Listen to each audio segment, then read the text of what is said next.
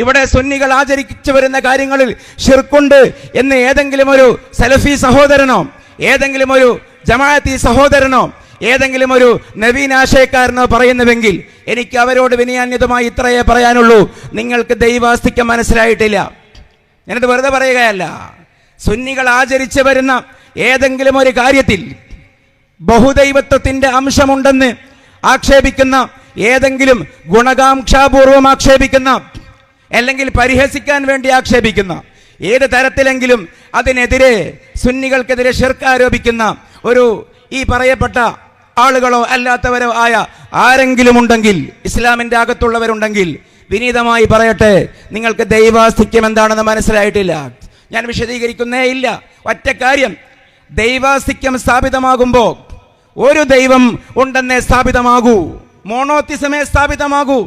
ഇതിനെയൊക്കെ സംവിധാനിച്ച, കണ്ടിൻജൻസുകളെ ഉണ്ടാക്കിയ, മുംകിനാത്തുകളെ രൂപപ്പെടുത്തിയ, ഇതിൻ്റെ എല്ലാം പിറകിലുള്ള ഒരു ശക്തി സ്വത്വം, ഒരു ഏകനായ അള്ളാഹു, ഏകനായ ഒരു നെസസറി ബീയിങ് മാത്രമേ ദൈവാസ്തിക്യത്തിന്റെ ചർച്ചയിൽ രൂപപ്പെടുന്നുള്ളൂ. ഒരുപാട് ദൈവങ്ങൾ വേണ്ട. അതുകൊണ്ട് പരിശുദ്ധ അഹ്ലുസുന്ന വൽ ജമാഅത്തിന്റെ ഉള്ളിലുള്ള ഒരു മുഅ്മിനെ സംബന്ധിച്ചിടത്തോളം, ഒരു സത്യവിശ്വാസിയെ സംബന്ധിച്ചിടത്തോളം, ഒന്നിലേറെ ദൈവങ്ങൾ ഉണ്ടാവേണ്ട ഒരു, ഒന്നിലേറെ ഇലാഹു ഉണ്ടാവേണ്ട ഒരു, ഒന്നിലേറെ ആരാധ്യൻ ഉണ്ടാകേണ്ട ഒരു, ഒന്നിലേറെ ഉണ്ടാകൽ അനിവാര്യമായ അസ്തിത്വം ഉണ്ടാകേണ്ട ഒരു സാഹചര്യം ഉണ്ടാകുന്നില്ല. ഒന്നേ ഉണ്ടാവേണ്ടതുള്ളൂ. ആ ഒരുവനായ ശക്തിയുടെ പേരാണ് അള്ളാഹു. ആ ഒരുവനിന്റെ ഇലാഹിയത്തിലോ ഉലൂഹിയത്തിലോ ഉബൂദിയത്തിലോ ഒരംശം പങ്കുചേർക്കാൻ ദൈവാസ്തിക്യം എന്താണെന്ന് മനസ്സിലായ ഒരു മുഅ്മിനെ കൊണ്ട് പറ്റില്ല. അതുകൊണ്ട് ഞാൻ ചുരുക്കുന്നു: ഇസ്ലാമിനെതിരെ, അഹ്ലുസുന്നക്കെതിരെ ശിർക്ക് ആരോപണം ഉന്നയിക്കുന്നവരും ശിർക്കുണ്ടോ എന്ന് സംശയിക്കുന്ന മധ്യത്തിൽ നിൽക്കുന്ന ആളുകളും ഏറ്റവും ചുരുങ്ങിയത് എന്താണ് ദൈവാസ്തിക്യം എന്ന് പഠിക്കുകയാണ് വേണ്ടത്. നമ്മുടെ ആദർശം നബി സല്ലല്ലാഹു അലൈഹി വസല്ലമ നമുക്ക് കൈമാറിയ ആദർശം തന്നെയാണ്. ചുരുക്കി പറഞ്ഞാൽ, റളീന ബില്ലാഹി റബ്ബൻ വബിൽ ഇസ്ലാമി ദീനൻ വബി മുഹമ്മദിൻ നബിയ എന്ന ആ ആദർശത്തെ നമുക്ക് ചുരുക്കി എഴുതാം. അള്ളാഹുവിനെ റബ്ബായും ഇസ്ലാമിനെ മതമായും മുഹമ്മദ് നബി സല്ലല്ലാഹു അലൈഹി വസല്ലമയെ അള്ളാഹുവിങ്കൽ നിന്ന് ദിവ്യ വെളിപാടിൻ്റെ അടിസ്ഥാനത്തിൽ നമുക്ക് വഴി പറഞ്ഞു തരുന്ന വഴികാട്ടിയായും പ്രവാചകനായും നമുക്ക് മനസ്സാ ഇഷ്ടമാണ്. നമ്മളതിനെ അംഗീകരിച്ചിരിക്കുന്നു എന്നുള്ളതാണ് നമ്മുടെ മുദ്രാവാക്യം. ആ മുദ്രാവാക്യമാണ് നാം ഹദ്ദാദിൻ്റെ ഭാഗമായി നമ്മുടെ മസ്ജിദുകളിൽ നിന്നൊക്കെ ദിനേനെ ഇശാ മഗ്‌രിബിൻ്റെ ഇടയിൽ ചൊല്ലുന്നത്. വാസ്തവത്തിൽ ഒരു മുസ്ലിമിന് മുഴക്കാൻ പറ്റുന്ന അതിനേക്കാൾ മനോഹരമായ ഒരു മോട്ടോയോ ഒരു പ്രമേയമോ ഒരു മുദ്രാവാക്യമോ ഇല്ല എന്നുള്ളതാണ് യാഥാർത്ഥ്യം. റളീന ബില്ലാഹി റബ്ബൻ വബിൽ ഇസ്ലാമി ദീനൻ വബി മുഹമ്മദിൻ നബിയ. അള്ളാഹുവാണ് ഈ പ്രപഞ്ചത്തിൻ്റെ നാഥൻ. ഈ പ്രപഞ്ചത്തിനൊരു സംവിധായകൻ ഉണ്ടാവേണ്ടതുണ്ട്, സൂത്രദാതാവ് ഉണ്ടാവേണ്ടതുണ്ട്. ഇതിനെ വിഭാവനം ചെയ്ത സർവശക്തനായ ഒരു സത്യമുണ്ടാവേണ്ടതുണ്ട്. അത് അള്ളാഹുവാണ്. അള്ളാഹുവേതരമായ ലോകവീക്ഷണങ്ങളും പ്രാപഞ്ചിക സാധ്യതകളും മനുഷ്യരുടെ സ്വാഭാവിക യുക്തിയും ശാസ്ത്രവും ഒക്കെ തള്ളിക്കളഞ്ഞതാണ്. അം ഖുലിഖൂ മിൻ ഗൈരി ഷൈഇൻ അം ഹുമുൽ ഖാലിഖൂൻ അം ഖലഖുസ് സമാവാതി വൽ അർള ബൽ ലാ യുഖിനൂൻ. അള്ളാഹു ഏതരമായ ഏതെങ്കിലും ശക്തിയാണോ ഈ പ്രപഞ്ചത്തെ നിങ്ങളെ സംവിധാനിച്ചത് എന്ന ആലോചനയുടെ ഭാഗമായി അതിനെ നിരാകരിച്ചുകൊണ്ട്, അള്ളാഹു ഏതരമായ ഒരു പ്രാപഞ്ചിക ആത്യന്തിക ശക്തിയുടെ സാധ്യതകളെ നിരാകരിച്ചുകൊണ്ട് വിശുദ്ധ ഖുർആൻ നിഷേധികളോട് ചിന്തിക്കാൻ ആവശ്യപ്പെടുന്ന ചോദ്യമാണത്. അം ഖുലിഖൂ മിൻ ഗൈരി ഷൈഇൻ, ഇവരൊക്കെയും സ്വയംഭൂവാണോ? അം ഹുമുൽ ഖാലിഖൂൻ, അല്ലെങ്കിൽ അവർ തന്നെയാണോ അവരെ സൃഷ്ടിച്ചത്? ഈ നിസ്സാരക്കാരായ മനുഷ്യരെ പോലും മനുഷ്യർക്ക് സൃഷ്ടിക്കാൻ കഴിയുന്നില്ലെങ്കിൽ അം ഖലഖുസ് സമാവാതി വൽ അർള, പിന്നെ അവരാണോ ഈ സങ്കീർണമായ ആകാശഭൂമികളെ വാനഭുവനങ്ങളെ സൃഷ്ടിച്ചത്? ബൽ ലാ യുഖിനൂൻ, അവർക്കിത്തരം സന്ദേഹങ്ങൾക്ക് മുമ്പിൽ, ചോദ്യങ്ങൾക്ക് മുമ്പിൽ ഒരു ബോധ്യം പറയാനുണ്ടാവില്ല എന്ന് വിശുദ്ധ ഖുർആൻ അസന്നിഗ്ധമായി പ്രഖ്യാപിക്കുന്നു. ആ അള്ളാഹുവിനെ പരിചയപ്പെടുത്തി തരാനാണ് ലക്ഷക്കണക്കിന് പ്രവാചകന്മാരെ വ്യത്യസ്ത ദേശങ്ങളിലേക്ക്, ഭാഷകളിലേക്ക്, വ്യത്യസ്ത കാലങ്ങളിൽ ചിലരെ ഗ്രന്ഥങ്ങളുമായി, ചിലരെ പൂർവ്വഗ്രന്ഥങ്ങൾ പ്രബോധനം ചെയ്ത് നടപ്പിൽ വരുത്താൻ ആവശ്യമായ നബിമാരായി അള്ളാഹു നിയോഗിച്ചത്. ആ പരമ്പരയിലെ അവസാനത്തെ പ്രവാചകരാണ് അഷ്റഫുൽ ഖൽഖ് റസൂലുള്ളാഹി സ്വല്ലല്ലാഹു അലൈഹി വസല്ലം. പ്രവാചക തിരുമേനിയുടെ ഏറ്റവും വലിയ പ്രത്യേകത, ആ പ്രത്യേകതയിൽ അധിഷ്ഠിതമായതാണ് നമ്മുടെ ആദർശം. അള്ളാഹുവിങ്കിൽ നിന്നുള്ള ദിവ്യ വെളിപാട്, അഭൗതികമായ സ്രോതസ്സിൽ നിന്നുള്ള അറിവിൻ്റെ പ്രവാഹം പ്രവാചകരിലേക്കുണ്ടായി എന്നുള്ളതാണ് ഏറ്റവും വലിയ പ്രത്യേകത. വഹിയാണ് ഈ മഹത്തായ വിശ്വാസത്തിൻ്റെ അടിസ്ഥാനം എന്നുള്ളിടത്താണ് ഇസ്ലാമിൻ്റെ അനിതരത്വം അല്ലെങ്കിൽ ഇസ്ലാമിൻ്റെ സവിശേഷത നിലകൊള്ളുന്നത്. സ്വാഭാവികമായി ഭൗതിക ലോകം അവലംബിക്കുന്ന ഒരു പൊതു തത്വമുണ്ട്. Extraordinary events need extraordinary explanation എന്ന് പറയും. അസാധാരണമായ സംഭവങ്ങൾ ഏതുണ്ടായാലും അതിന് അസാധാരണമായൊരു വിശദീകരണം ഉണ്ടാവേണ്ടതുണ്ട്. അനാഥനായ, ബാപ്പയില്ലാത്ത, ഉപ്പയില്ലാത്ത ഉലകത്തിൻ്റെ ഊശരതയിലേക്ക് ജനിച്ചു വീണ, മക്കയിലെ പ്രാന്തങ്ങളിൽ ആടിനമേറ്റ് നടന്നിരുന്ന, ഉണക്കച്ചപ്പാത്തി തിന്ന് ജീവിച്ച, ആടിൻ്റെ അകട് വലിച്ച് പാല് കറന്ന, ഭാര്യമാരെ വീട് ജോലികളിൽ സഹായിച്ച മക്കയിലെ ഒരു മനുഷ്യൻ 40-ാമത്തെ വയസ്സിൽ എനിക്ക് വഹിയുണ്ടായിട്ടുണ്ട്, അള്ളാഹുവിങ്കിൽ നിന്നുള്ള ദിവ്യബോധനം, വെളിപാടുണ്ടായിട്ടുണ്ട് എന്ന് വന്ന് പറയുകയും, കാൽനടയായി മാത്രം ഗതാഗതം സാധ്യമായിരുന്ന ഒരു കാലത്ത്, അല്ലെങ്കിൽ കഴുതപ്പുറത്തോ കുതിരപ്പുറത്തോ ആനപ്പുറത്തോ ഒട്ടകപ്പുറത്തോ മാത്രം പരിമിതമായ അകലങ്ങളിലേക്ക് മനുഷ്യർ സഞ്ചരിച്ചിരുന്ന ഒരു കാലത്ത്, ഈ ഭൂമിയുടെ കിഴക്കിലും പടിഞ്ഞാറിലും നടക്കുന്ന സംഭവങ്ങൾ ലൈവായി ലോകത്തോട് പറയുകയും, ഒരു ചരിത്ര പുസ്തകം പോലും വായിക്കാതെ ലോകത്തിൻ്റെ ചരിത്രം സമൂഹത്തിന് പഠിപ്പിച്ചു കൊടുക്കുകയും, കാലം തീരുന്ന കാലത്തോളമുള്ള ക്രാന്തദർശിത്വം അല്ലാഹു നൽകിയതിനാൽ വരാൻ പോകുന്ന കാലത്തെ കണ്ട് കാര്യങ്ങൾ പ്രവചിക്കുകയും ചെയ്ത ഒരു മനുഷ്യൻ. ആ മനുഷ്യൻ അസാധാരണക്കാരനായ മനുഷ്യനാണ്. അതുകൊണ്ട് ആ മനുഷ്യന് ലഭ്യമാകുന്ന അറിവിൻ്റെ ഉറവിടം ഒരിക്കലും അത് ഭൂമിയിൽ നിന്നുള്ള ഏതെങ്കിലും ഒരു വ്യക്തിയിൽ നിന്ന് പഠിച്ചതാവരുത്. ആ മനുഷ്യൻ്റെ അറിവിൻ്റെ ഉറവിടം ഏതെങ്കിലും പേർഷ്യക്കാരിൽ നിന്നോ റോമക്കാരിൽ നിന്നോ വേദക്കാരിൽ നിന്നോ കോപ്പിയടിച്ചതാവരുത്. ആ മനുഷ്യൻ്റെ ഉറവിടം, ആ അറിവിൻ്റെ ഉറവിടം അസാധാരണമായ ഉറവിടമായിരിക്കണം, അഭൗമികമായ ഉറവിടമായിരിക്കണം, ഭൗമേതരമായ കേന്ദ്രമായിരിക്കണം. ഇന്ന് ലോകത്തെ അത്ഭുതപ്പെടുത്തുന്ന ഏറ്റവും വലിയ സമ്പന്നരുടെ പട്ടികയിലുള്ള ഇലോൺ മസ്കിൻ്റെ വിശദീകരണം അദ്ദേഹത്തിൻ്റെ ചരിത്രം എഴുതുന്ന അമേരിക്കക്കാരനായ വോൾട്ടേർ ഏസിയാസ് പറയുന്നില്ലേ, he might be an alien or the companion of alien. ഒന്നുകിൽ ഇലോൺ മസ്ക് ഒരു അന്യഗ്രഹ ജീവിയാകണം, അല്ലെങ്കിൽ അന്യഗ്രഹ ജീവിയോട് സംസാരിക്കുന്ന ഒരു മനുഷ്യനാകണം. കാരണം ഇത്രയും വലിയ ന്യൂറാലിങ്കുകളെ കുറിച്ച്, സ്പേസ് എക്സുകളെ കുറിച്ച് ഭൂമിയിലെ ഒരു മനുഷ്യനെ പറഞ്ഞു കൊടുക്കുക സാധ്യമല്ല എന്ന്. അങ്ങനെയാണെങ്കിൽ കേവലം നമ്മളെപ്പോലെയുള്ള അസാധാരണമായ സാമ്പത്തിക വിജയം നേടിയെന്നതിൻ്റെ പേരിൽ ഇന്ന് ജീവിക്കുന്ന ഒരു മനുഷ്യനെ കുറിച്ച് അന്യഗ്രഹ ജീവിയാണെന്നും, ആ മനുഷ്യന് അറിവ് പറഞ്ഞു കൊടുക്കുന്ന കേന്ദ്രം ഭൗമേതരമായ കേന്ദ്രമാണെന്നും ഇന്നത്തെ ലോകത്തിന് അംഗീകരിക്കാമെങ്കിൽ അതിൻ്റെ 1000 മടങ്ങ് ശക്തിയിൽ ലോകത്തിന് അംഗീകരിക്കേണ്ടി വരും അഷ്റഫുൽ ഖൽഖ് മുഹമ്മദ് റസൂലുള്ളാഹി സ്വല്ലല്ലാഹു അലൈഹി വസല്ലമക്ക് അറിവ് ലഭിക്കുന്ന കേന്ദ്രം. ആ വഹിയിൻ്റെ കേന്ദ്രം ഭൂമിയിലെ ഒരിടമല്ല, ഏതെങ്കിലും മനുഷ്യരല്ല, അത് വഹിയാണ്, അത് മലക്ക് മുഖേനയാണ്, അള്ളാഹുവിങ്കിൽ നിന്നാണെന്ന് അംഗീകരിക്കേണ്ടി വരും. അതുകൊണ്ടാണ് നാം റളീനാ ബില്ലാഹി റബ്ബൻ വബി മുഹമ്മദിൻ നബിയ എന്ന് പറയുന്നത് സ്വല്ലല്ലാഹു അലൈഹി വസല്ലം. അതിൻ്റെ കൂടെയുള്ളത് വബിൽ ഇസ്ലാമി ദീനൻ, ഇസ്ലാമാണ് മതം എന്നുള്ളതാണ്.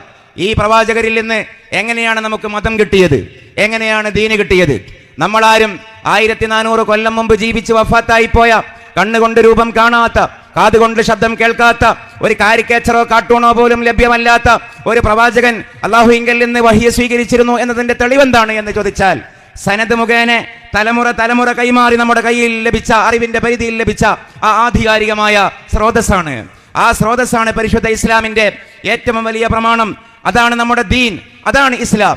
ആ ഇസ്ലാം മാത്രമാണ് ലോകത്ത് മാനവിക സമൂഹത്തിന് മുന്നോട്ട് പോകുവാൻ ആവശ്യമായ കാര്യങ്ങൾ വിഭാവനം ചെയ്യുന്നത്. യാതൊരു സംശയവും അക്കാര്യത്തിലില്ല. കാലം എത്ര മുന്നോട്ട് പോയാലും, ശാസ്ത്രം എത്ര മുന്നോട്ട് പോയാലും, the more science goes forward the Islam also goes forward എന്നാണ് പുതിയ കമന്റുകൾ. എത്ര ശാസ്ത്രം മുന്നോട്ട് പോകും തോറും അത്രയും തന്നെ ഇസ്ലാം മുന്നോട്ട് പോകും. ഇസ്ലാമേതരമായ നിങ്ങൾ സാമൂഹിക വ്യവസ്ഥയിലേക്ക് ഇതിന്റെ വിമർശകന്മാർ ഇറങ്ങി വരേണ്ടതുണ്ട്, എക്സ് മുസ്ലിംസ് ഇറങ്ങി വരേണ്ടതുണ്ട്. ഭരണഘടന അനുസരിച്ചുകൊണ്ട് ഒരു സമൂഹത്തിന് മാനം മര്യാദക്ക് മുന്നോട്ട് പോകുവാൻ കഴിയുമോ? പ്രായമായവരെ ബഹുമാനിക്കണമെന്ന്, ഇല്ലാത്തവരോട് കരുണ കാണിക്കണമെന്ന്, അന്യായങ്ങളൊന്നും ചെയ്യരുതെന്ന്, അറ്റ് മിനിമം ലെവൽ റോഡിൽ അനാവശ്യമായി ബ്ലോക്ക് ഉണ്ടാക്കരുത് എന്നെങ്കിലും ലോകത്തോട് പറഞ്ഞു കൊടുക്കുന്ന ആധികാരികമായ സ്രോതസ്സുകൾ മതഗ്രന്ഥങ്ങളല്ലാതെ, ഇസ്ലാമിന്റെ പുസ്തകങ്ങളല്ലാതെ, പ്രവാചകന്റെ ഹദീസ് അല്ലാതെ ലോകത്ത് കാണിക്കുക സാധ്യമാണോ? അല്ലെങ്കിൽ മറ്റൊന്നുള്ളത് സമ്മതമുള്ളതെല്ലാം ശരി, സമ്മതമില്ലാത്തത് തെറ്റ് എന്നാണ്. ആ സമ്മതം കൊടുക്കുന്ന ഏജിനെ കുറിച്ച്, പ്രായപരിധിയെ കുറിച്ച് ലോകത്തിന് കൃത്യമായ നിർവചനമുണ്ടോ? ഇന്ത്യയിൽ 18 വയസ്സാണ്, ചൈനയിൽ 13 ഫിലിപ്പൈൻസിൽ 12, GCC-യിൽ 21 അല്ലെങ്കിൽ 20, ബഹ്റൈനിൽ 21, യൂറോപ്യൻ രാജ്യങ്ങളിൽ 16, അമേരിക്കയിൽ 17. ലോകത്ത് പൊതുവായ മാനദണ്ഡമില്ലാത്ത സമ്മതം കൊടുക്കുന്ന പ്രായങ്ങൾ. പരിശുദ്ധ ഇസ്ലാമിനെ, ഈ ആദർശത്തെ, അതിനെ നമ്മൾ കൊണ്ടുപിടിക്കുകയും, എന്നാൽ അതിൻ്റെ എല്ലാം അന്തസാരം എന്ന് പറയുന്നത്, ഞാൻ ചുരുക്കുന്നു, അതിൻ്റെ ഉള്ളിലുള്ള ആത്മീയത എന്ന് പറയുന്ന, സൂഫിസം എന്ന് പറയുന്ന അതിൻ്റെ നീരാണ്, അതിൻ്റെ ചൈതന്യമാണ്. ആ പരിശുദ്ധ ഇസ്ലാമിൻ്റെ ആധ്യാത്മികമായിട്ടുള്ള തലങ്ങളെ നിരാകരിച്ചുകൊണ്ട് ഇസ്ലാമിനെ കേവലം പ്യൂരിറ്റാനിസം, അക്ഷരപൂജയിലേക്ക്, പ്രാമാണിക പൂജയിലേക്ക് കൊണ്ടുപോകുമ്പോൾ ഈ പരിശുദ്ധ ഇസ്ലാം ജീവനില്ലാത്ത ഒരു വസ്തു മാത്രമാവുന്നു. ഓത്തില്ലാത്ത, ബൈത്തില്ലാത്ത, വർണ്ണക്കടലാസുകളില്ലാത്ത, ഘോഷയാത്രയില്ലാത്ത, കേവലം തർക്കങ്ങളും വിദണ്ഡവാദങ്ങളും മാത്രം ബാക്കിയാകുന്ന ഒരു നീരില്ലാത്ത ഇസ്ലാം ബാക്കിയാകുന്നു. പക്ഷേ കേരളത്തിലെ ഇസ്ലാമിന്റെ പാരമ്പര്യം അതല്ല. കേരളത്തിന്റെ അങ്ങോളം ഇങ്ങോളമുള്ള ജുമുഅ മസ്ജിദുകൾ മാത്രം നമ്മളെടുത്ത് പരിശോധിച്ച് നോക്കിയാൽ കേരളത്തിലെ പരമ്പരാഗത പള്ളികളിൽ ഏറ്റവും കൂടുതൽ പള്ളികൾക്ക് പേര് കിട്ടിയത്, ഈയിടെ ഞാനൊരു ചരിത്ര പുസ്തകം വായിച്ചതാണ്, അത് മുഹിയുദ്ദീൻ ജുമുഅ മസ്ജിദ് എന്നാണ്. എന്തുകൊണ്ടാണ് മലയാളത്തിലെ ഏറ്റവും കൂടുതൽ മസ്ജിദുകൾക്ക് മുഹിയുദ്ദീൻ ജുമുഅ മസ്ജിദ് എന്ന് പേര് കിട്ടിയത് എന്ന് ചോദിച്ചാൽ, ലോകത്തിന്റെ എല്ലാ ഭാഗത്തേക്കും preaching of Islam Arnold Toynbee അദ്ദേഹം രേഖപ്പെടുത്തുന്നുണ്ടല്ലോ, ഇസ്ലാം വ്യാപകമായത് സംവാദങ്ങൾ കൊണ്ടല്ല, അങ്ങനെയുള്ള തർക്കമുഖങ്ങൾ കൊണ്ടല്ല. ഇസ്ലാം വ്യാപകമായത് സൂഫികളുടെ ജീവിതം കൊണ്ടാണ്. ആ സൂഫികളുടെ ജീവിതം കണ്ടും കൊണ്ടും അനുഭവിച്ചും കൊണ്ടാണ് ഇവിടെയുള്ള നാട്ടുകാരും ദ്രവീഡിയൻസും ഒക്കെ ഇസ്ലാമിന്റെ അകത്തേക്ക് വന്നത്. അങ്ങനെ അവർ പള്ളി കെട്ടിയപ്പോൾ കാവലിന് വേണ്ടി പ്രതീകാത്മകമായി ഖാദിരിയ ത്വരീഖത്തിന്റെ സ്വാധീനമുള്ളത് കൊണ്ട് അവർ മുഹിയുദ്ദീൻ ജുമുഅ മസ്ജിദ് എന്നാണ് ഈ നാട്ടിൽ ഏറ്റവും കൂടുതൽ പള്ളികൾക്ക് നാമകരണം ചെയ്തത്. ഈ മുഹിയുദ്ദീൻ മാലക്കും ഈ കുതുബിയ്യത്തിനും ഇന്ത്യയുടെ സ്വാതന്ത്ര്യ സമരത്തിൽ ഇടമുണ്ട്. മലബാർ കലാപത്തിന്റെ കാലത്ത് വെസ്റ്റ് ഹിൽ മലയിൽ മമ്മുവിന്റെ വീട്ടിൽ നിന്ന് മലബാർ മാനുവൽ പറയുകയാണ്, കുതുബിയ്യത്ത് ഓതിയിട്ട് പുകയുന്ന സാമ്പ്രാണി ചുള്ളുകൾക്കിടയിൽ പോരാളികൾ പരസ്പരം വാളുകൾ ചുഴറ്റിയിട്ട് രണോത്സവം അല്ലെങ്കിൽ സമരാവേശം ആവാഹിച്ചുകൊണ്ടാണ് അവർ പിന്നീട് തിരുവരങ്ങാടിയിലേക്ക് വന്നത് എന്നൊക്കെ ധാരാളം ചരിത്രങ്ങൾ. ഈ മുഹിയുദ്ദീൻ ഷെയ്ഖിന്റെ പരിശുദ്ധ ഇസ്ലാമിന്റെ മൻഹജ് ഏതാണ്? അള്ളാഹുവിനോടുള്ള ദിവ്യ സ്നേഹമായിരുന്നു. സകാനി ഷൗഖു കസാത്തിൽ ഫനാഇ ഫഖുൽതു ബിസകറതി ഫൗകൽ ബഖായി എന്ന് ലോകത്തോട് വിളിച്ചു പറഞ്ഞ ദിവ്യ സ്നേഹത്തിന്റെ ചഷകം നുണഞ്ഞ, അതിന്റെ മാധുര്യം അനുഭവിച്ച, ഇസ്ലാമിന്റെ മാധുര്യം ലോകത്തിന് കാണിച്ചു കൊടുത്ത സൂഫികൾ. ആ സൂഫികളില്ലാത്ത ഇസ്ലാം, ആ സൂഫി പാരമ്പര്യമില്ലാത്ത ഇസ്ലാം എത്ര വരണ്ട ഇസ്ലാമാണ്. മറ്റൊരു ഇസ്ലാം എന്ന് പറയുന്നത് അവനവന്റെ യുക്തി കൊണ്ട് ആലോചിച്ചുകൊണ്ട് നിർവചിക്കുന്ന ഇസ്ലാമാണ്. ഞാൻ കേവലം ഒരു അവകാശവാദം പറയുകയല്ല. എന്തുകൊണ്ടാണ് മഹത്തായ സമസ്തയുടെ ഒരു ഫ്രെയിമിനകത്ത് വെച്ചുകൊണ്ട് തന്നെ നമ്മൾ ഇസ്ലാമിനെ വായിക്കണം, മനസ്സിലാക്കണം, അനുധാവനം ചെയ്യണം എന്ന് പറയുന്നതിന് വ്യക്തമായ കാരണങ്ങളുണ്ട്, വ്യക്തമായ ബോധ്യങ്ങളുണ്ട്. ഈ ഫ്രെയിമിന്റെ പുറത്തേക്ക് പോയാലുള്ള വിഷയങ്ങൾ ഓരോ വ്യക്തിയും ഇസ്ലാമിനെ ഉണ്ടാക്കുന്ന, രൂപീകരിക്കുന്ന, പരിഷ്കരിക്കുന്ന, മോടി പിടിപ്പിക്കുന്ന ഓരോരോ അവനവന്റെ ഇസ്ലാമുകൾ ഉണ്ടായിത്തീരും എന്നുള്ളതാണ്. നമ്മുടെ നാട്ടിൽ നിങ്ങൾ ആലോചിച്ച് നോക്കൂ, ഞാൻ വെറുതെ പറയുകയല്ല, സെമി യുക്തിവാദങ്ങൾ ഇസ്ലാമിന്റെ പേരിൽ എത്രമാത്രം നടന്നു വരുന്നുണ്ട്. എന്തുകൊണ്ടാണ് അയിമത്തിന്റെ പാതയിൽ തന്നെ നിൽക്കണമെന്ന് പറയുന്നത്? ഒരുപക്ഷെ ഈ സമൂഹത്തിൽ ഞാൻ ആത്മീയതയെക്കുറിച്ച് പറഞ്ഞപ്പോൾ ഓർത്തുപോയതാണ്, ഏറ്റവും കൂടുതൽ വ്യാപകമാകുന്ന മറ്റൊരു പ്രവണത സർവമത സത്യവാദമാണ്, അല്ലെങ്കിൽ മതേതര സൂഫിസമാണ്. നമ്മുടെ നാട്ടിൽ പോലും അതിന്റെ സ്വാധീനമുണ്ട്. അതിനാരാ അടിസ്ഥാനപരമായി ആ മൻഹജിനാരാണ്, ആ സമീപന ശാസ്ത്രത്തിനാരാണ് ബീജാവാപം നൽകിയത് എന്ന് ആലോചിക്കേണ്ട സംഗതിയല്ലേ? മതനിരാസകരോടും യുക്തിവാദികളോടും സ്വതന്ത്ര ചിന്തകരോടും നമ്മൾ സംസാരിക്കാറുണ്ട്. പക്ഷേ അതിന്റെ ഒരു ലേറ്റസ്റ്റ് പതിപ്പാണ്, അല്ലെങ്കിൽ അതിന്റെ ഒരു നേരിയ പതിപ്പാണ് എന്തെന്ന് ചോദിച്ചാൽ, ഇന്നല്ലദീന ആമനു വല്ലദീന ഹാദു വന്നസാറ വസ്സാബിഈന മൻ ആമന ബില്ലാഹി വൽയൗമിൽ ആഖിരി വഅമില സ്വാലിഹാ വലാ ഖൗഫുൻ അലൈഹിം വലാ ഹും യഹ്സനൂൻ. ഇതാണ് പുതിയ മതേതര സൂഫികളുടെ വലിയ ഒരു പ്രമാണം. സത്യവിശ്വാസികളായാലും യഹൂദരായാലും നസാറാക്കളായാലും സാബിഈങ്ങളായാലും എന്ന് പറഞ്ഞാൽ സബൂർ അനുസരിച്ച് കൊണ്ട് ജീവിക്കുന്നവരോ, മതേതര വിശ്വാസികളോ, സ്വതന്ത്ര ചിന്തകരോ, സൗരാഷ്ട്ര മതക്കാരോ, ഏത് വിഭാഗമായാലും ആരാണോ അള്ളാഹുവിൽ വിശ്വസിച്ചത്, ആരാണോ അന്ത്യനാളിൽ വിശ്വസിച്ചത്, ആരാണോ മാനം മര്യാദക്ക് ധാർമ്മികമായ മൂല്യങ്ങൾ സ്വീകരിച്ചുകൊണ്ട് ചിലത് പറയുന്നത് പ്രകാരം ഭരണഘടന അനുസരിച്ചുകൊണ്ട് ജീവിച്ചത്, ജനാധിപത്യ രാഷ്ട്രത്തിന്റെ ഭരണഘടന അനുസരിച്ചുകൊണ്ട് ആരൊക്കെയാണോ ജീവിക്കുന്നത്, ഇത്രയും മാനദണ്ഡങ്ങളൊത്താൽ മതമേതായാലും ലാ ഖൗഫുൻ അലൈഹിം വലാ ഹും യഹ്സനൂൻ.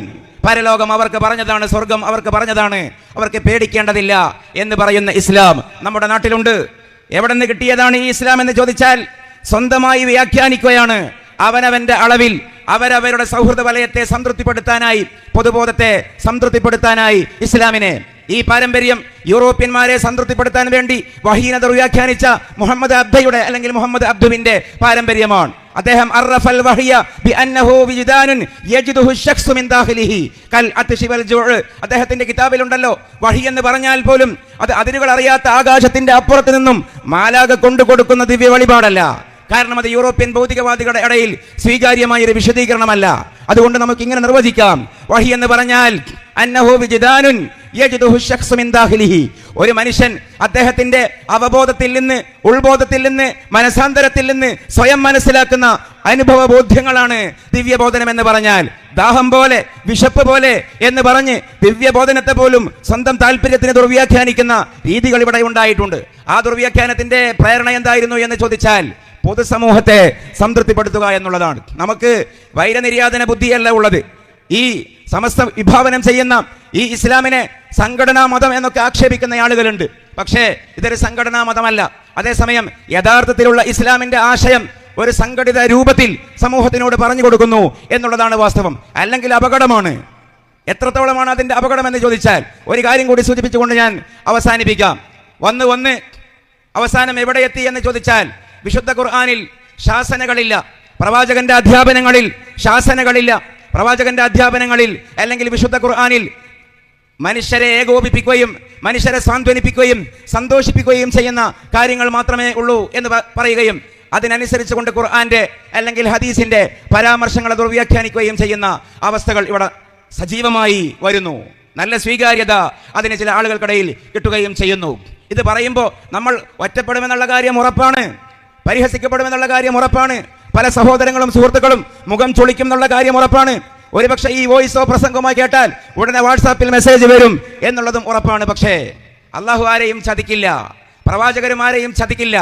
രക്ഷാകർത്തൃത്വം എന്ന് പറഞ്ഞാൽ അതിൽ രക്ഷയും വരും, ശിക്ഷയും വരും. തെറ്റായ സഞ്ചാരമുണ്ടെങ്കിൽ തിരുത്തൽ വരും, ശാസന വരും. മാതാപിതാക്കളും ഗുരുനാഥന്മാരും ശാസിക്കുകയും തിരുത്തുകയും ചെയ്യുക എന്നുള്ളത് അത് ആത്യന്തികമായ സന്തോഷത്തിന് വേണ്ടിയാണ്, ആത്യന്തികമായ സമാധാനത്തിന് വേണ്ടിയാണ്. ഇവിടെ പ്രമാദമായ ഒരു ദുർവ്യാഖ്യാനം നടന്നല്ലോ, ഇപ്പോഴും അവസാനിക്കുന്നില്ലല്ലോ അതിന്റെ അലയൊലികൾ. തബ്ബത് യദാ അബീ ലഹബിൻ വതബ് മാ അഗ്നാ അൻഹു മാലുഹു വമാ കസബ് സയസ്ലാ നാറൻ ദാത ലഹബ് വംറഅതുഹു ഹമ്മാലത്തുൽ ഹതബ് ഫീ ജിദിഹാ ഹബ്ലും മിൻ മസദ്. അതിന്റെ വളരെ വ്യക്തമായ സാരം എന്താ? തബ്ബത് യദാ അബീ ലഹബിൻ വതബ്, അബൂ ലഹബിന്റെ ഇരു കരങ്ങളും നശിച്ചു പോയിരിക്കുന്നു. മാ അഗ്നാ അൻഹു മാലുഹു വമാ കസബ്, അവന്റെ സമ്പത്തോ അവന്റെ ആസ്തികളോ അവന്റെ വ്യാപാരങ്ങളോ ഒരംശം അവന് പ്രയോജനം ചെയ്തില്ല. അബൂ ലഹബ് മാത്രമല്ല, അബൂ ലഹബിനെ പ്രവാചക നിന്ന് നടത്താനുള്ള ശ്രമത്തിൽ സഹായിച്ച പത്നിക്കും അല്ലാഹുവിന്റെ ശാസന വരികയാണ്. വംറഅതുഹു ഹമ്മാലത്തുൽ ഹതബ് ഫീ ജിദിഹാ ഹബ്ലും മിൻ മസദ്. എന്തായിരുന്നു അങ്ങനെ പറയേണ്ടി വന്ന സാഹചര്യം? ഇവിടെ അല്ലാഹു ശാസിച്ചതല്ല, അല്ലാഹു ശപിച്ചതല്ല, അല്ലാഹു സാന്ത്വനിപ്പിച്ചതാണ്, അല്ലാഹു തല്ലിയതല്ല, അല്ലാഹു തലോടിയതാണ്. ഇത്തരം വചനങ്ങളൊന്നും സമൂഹത്തിന്റെ മുമ്പിൽ പറയരുത് എന്ന് പറയുമ്പോൾ സ്വാഭാവികമായി ഇതൊക്കെ ഒരു പൊതുവേദിയിൽ ചർച്ചയ്ക്ക് വരുന്നത് തന്നെ ചില ആളുകൾ ഇതിനെ ദുർവ്യാഖ്യാനിക്കുന്നതിന്റെ പേരിലാണ്. എന്താണ് എത്ര വ്യക്തമായിട്ട് വിശുദ്ധ ഖുർആന്റെ നെസ്സിനെ അല്ലെങ്കിൽ പരിശുദ്ധ ഹദീസിന്റെ താല്പര്യത്തെ നബി സല്ലല്ലാഹു അലൈഹി വസല്ലം ഇസ്ലാമിക പ്രബോധനവുമായി സഫാ കുന്നിന്റെ മുകളിലേക്ക് വന്ന സന്ദർഭമാണ് ഈ വചനത്തിന്റെ ഒരു അവതീർണ പശ്ചാത്തലം. ആദ്യമായി ദഅവത്ത് ആരംഭിക്കുകയാണ്. വഹീന്റെ കൈനീട്ടം കിട്ടിയ പ്രവാചകൻ അതിന്റെ വെളിച്ചത്തിലേക്ക് ലോകത്തെ നയിക്കുകയാണ്. പ്രവാചകൻ രാവിലെ വിളിച്ചു പറഞ്ഞു, യാ സബാഹ, ഗുഡ് മോർണിംഗ്, ആളുകളൊക്കെ വരുവിൻ. അബ്ദുള്ളയുടെ അബ്ദുൽ മുത്തലിബിന്റെ പൗത്രന്റെ പരിചിതമായ ശബ്ദം കേട്ട് ആളുകളൊക്കെ ഒരുമിച്ച് കൂടി. അപ്പൊ നബി സല്ലല്ലാഹു അലൈഹി വസല്ലം അവരോട് പറഞ്ഞു തുടങ്ങുകയാണ്, യാ ബനി അബ്ദുൽ മുത്തലിബ്, യാ ബനി ഫിഹർ, യാ ബനി അബ്ദി മനാഫ്, അബ്ദുൽ മുത്തലിബിന്റെ മക്കളെ, ഫിഹറിന്റെ മക്കളെ, അബ്ദു മനാഫിന്റെ മക്കളെ, അറഅയ്തും ലൗ അഖ്ബർതുകും അന്നൽ ഖൈല ബിസഫി ഹാദൽ ജബൽ തുരീദു അൻ തുഗൈറ അലൈക്കും. ഈ പർവ്വതത്തിന്റെ പ്രാന്തങ്ങളിൽ നിങ്ങളെ എതിർക്കുന്ന ശത്രുക്കളുടെ ഒരു കുതിരപ്പടയാളികൾ ഉണ്ടെന്ന് നിങ്ങളോട് പറയുകയും നിങ്ങളുടെ മേൽ ചാടി വീഴാൻ അവർ തയ്യാറായി എന്ന് പറയുകയും ചെയ്താൽ അലാ സദ്ദഖ്തുമൂനി, നിങ്ങൾ എന്നെ വിശ്വസിക്കുമോ എന്ന് പ്രവാചകൻ ചോദിച്ചപ്പോൾ സമൂഹം പറഞ്ഞു, എന്തുകൊണ്ട് വിശ്വസിക്കില്ല? ഇതേവരെ സത്യമല്ലേ പറഞ്ഞുള്ളൂ. ആ അനുകൂലമായ സാഹചര്യത്തെ മുഴുവൻ അട്ടിമറിച്ചുകൊണ്ട് അബൂ ലഹബ് പറഞ്ഞു, തബ്ബല്ലക് സായിറൽ അയ്യാബ്, നിനക്ക് നാശമുണ്ടാകട്ടെ, സർവനാശമുണ്ടാകട്ടെ, എന്നും നാശമുണ്ടാകട്ടെ. ഇത് പറയാനാണോ നീ ഞങ്ങളെ വിളിച്ചു കൂട്ടിയത് എന്ന് സമൂഹത്തിന്റെ ഇടയിൽ നിന്ന് പ്രവാചകനെ ശാസിച്ചപ്പോൾ അള്ളാഹു പറയുകയാണ്, തബ്ബത് യദാ അബീ ലഹബിൻ വതബ്ബ്.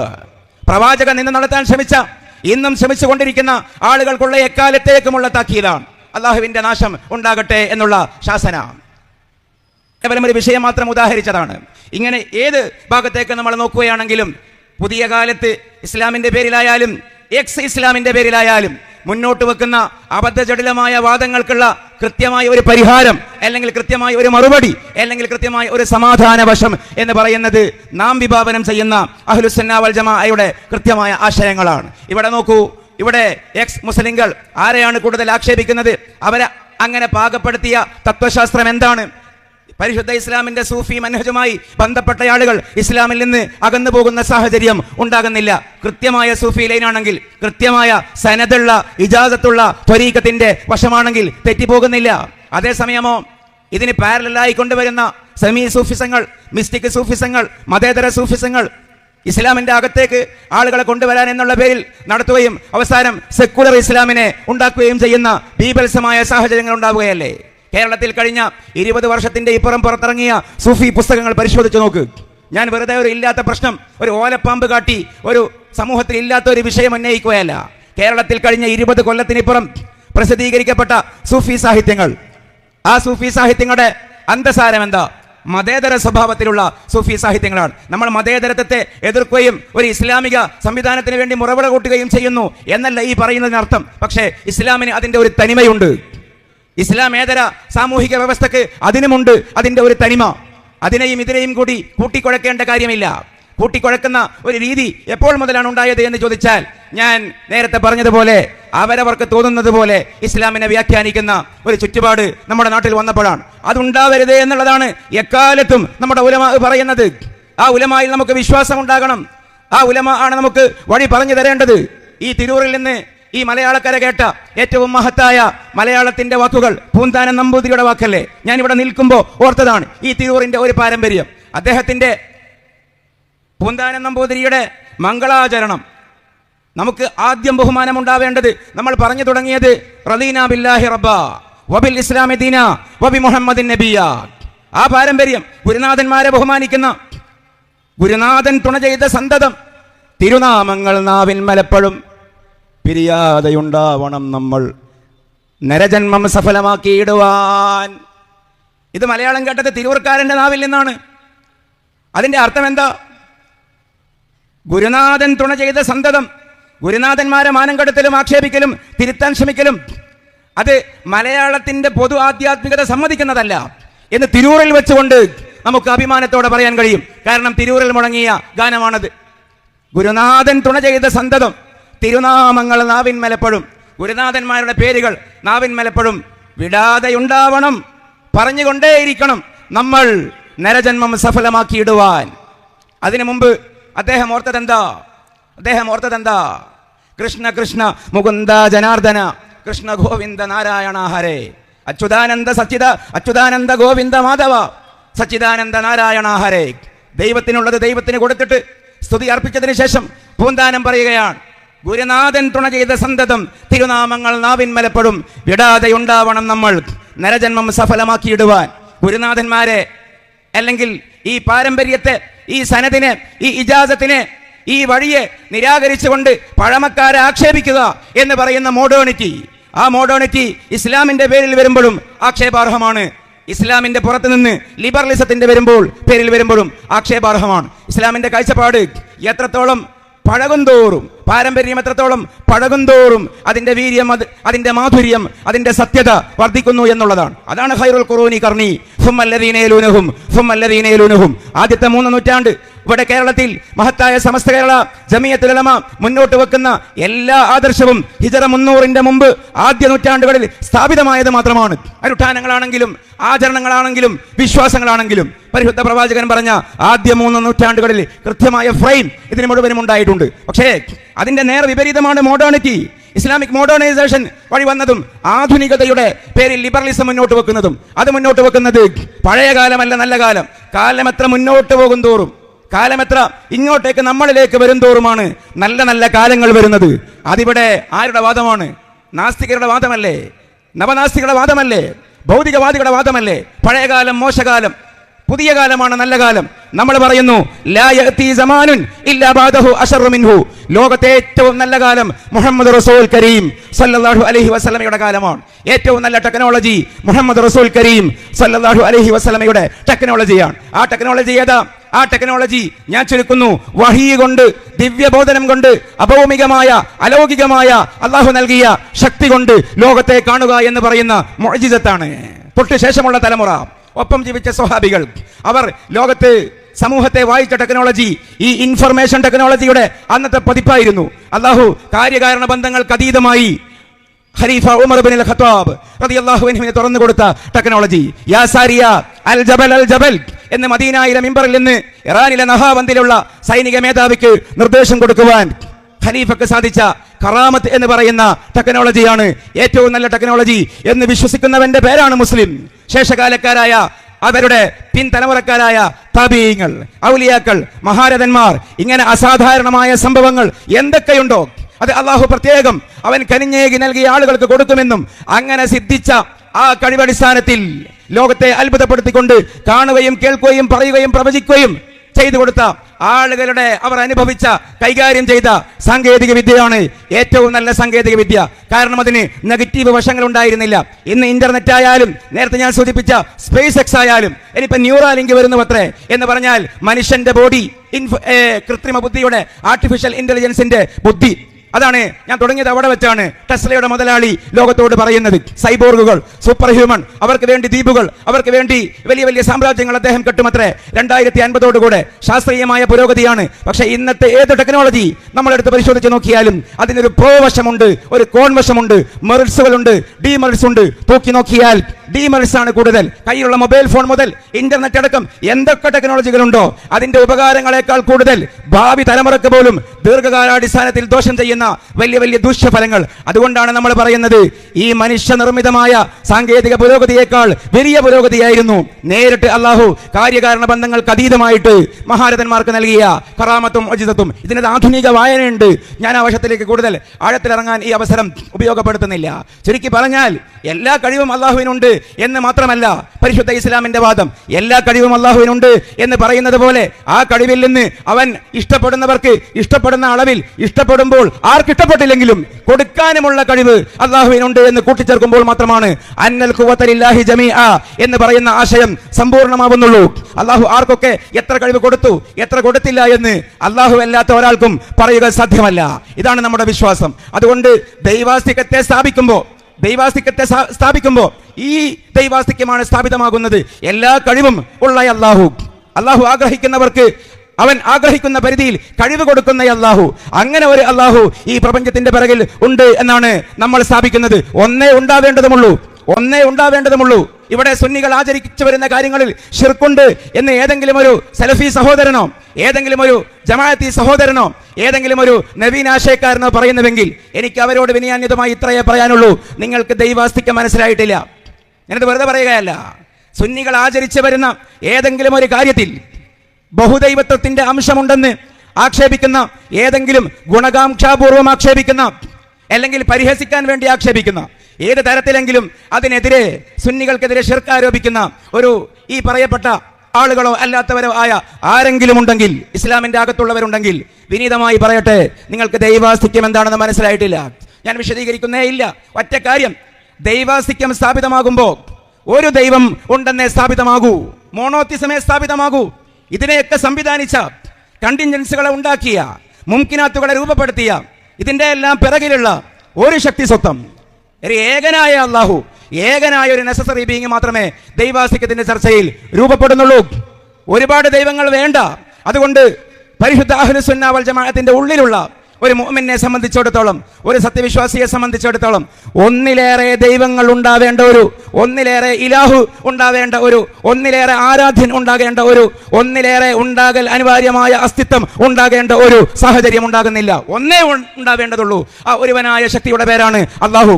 ആ ഒരുവനിന്റെ ഇലാഹിയത്തിലോ ഉലൂഹിയത്തിലോ ഉബൂദിയത്തിലോ ഒരംശം പങ്കുചേർക്കാൻ ദൈവാസ്തിക്യം എന്താണെന്ന് മനസ്സിലായ ഒരു മുഅ്മിനെ കൊണ്ട് പറ്റില്ല.